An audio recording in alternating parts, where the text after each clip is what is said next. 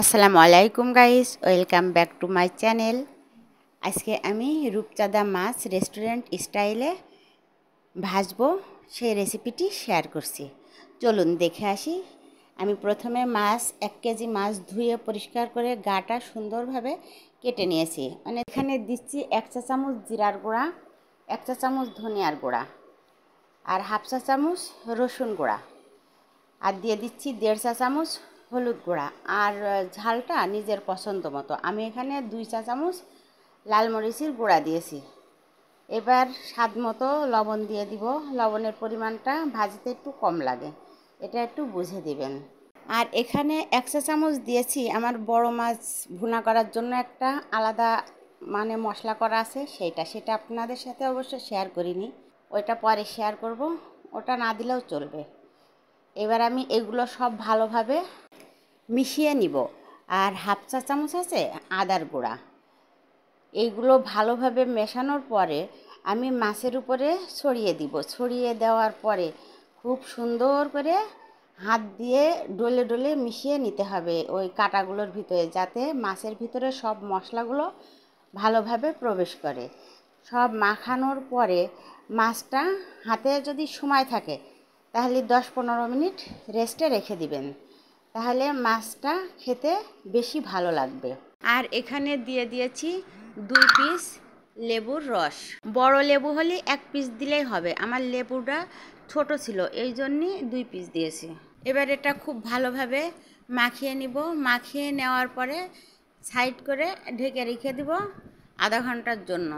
আমি অবশ্য আধা ঘন্টায় রেখেছিলাম, আমার হাতে একটু সময় ছিল বা তাড়াতাড়ি মাখিয়ে রেখেছিলাম। ফিরে এলাম আধা ঘন্টা পরে। ফ্রাই প্যানে পর্যাপ্ত তেল দিয়ে দিয়েছি। এই মাছটা ডুবো তেলে ভাজতে হবে। এবার মাখানো মাছ আমি তেলের পরে দিয়ে দিব। তেলটা কিন্তু খুব ভালোভাবে গরম করে নিতে হবে, নয় মশলাগুলো তেলের ভিতরে ছেড়ে দিবে।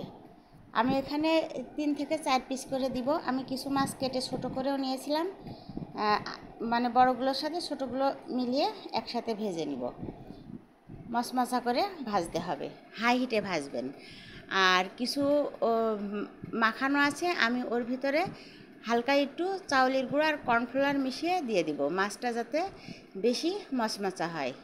এগুলো এমনি ভাজছি, আর বাকিগুলো ভাজাটা আপনাদের পছন্দ মতো, আপনারা যেভাবে পছন্দ করেন সেভাবে ভেজে উঠিয়ে নেবেন। আমি আমার পছন্দ মতো ভেজে উঠিয়ে নিচ্ছি। গোল্ডেন কালার হয়ে গেছে আর একটু মচমচা হয়ে গেছে। এবার আমি মাছগুলো উঠিয়ে নিব, আপনাদের দেখিয়ে দিচ্ছি। কাঁটাগুলোর ভিতরে কিন্তু পর্যাপ্ত মশলা ঢুকে আছে, এটা খেতে খুবই মজা লাগবে।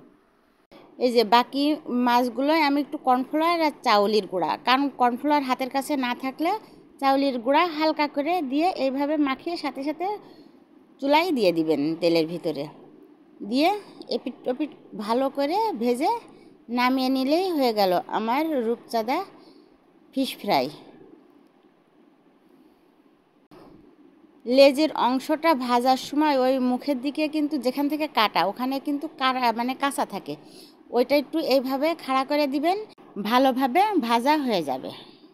চুলার জালটাও আপনাদের দেখিয়ে দিলাম। আমি পুরো মাছটা ওই হাই হিটে ভেজে নিয়েছি। রেসিপিটি যদি ভালো লেগে থাকে ইউটিউব চ্যানেলটি সাবস্ক্রাইব করে ফেসবুক পেজটি লাইক ফলো করবেন আর বেশি বেশি শেয়ার করবেন। আল্লাহ হাফেজ।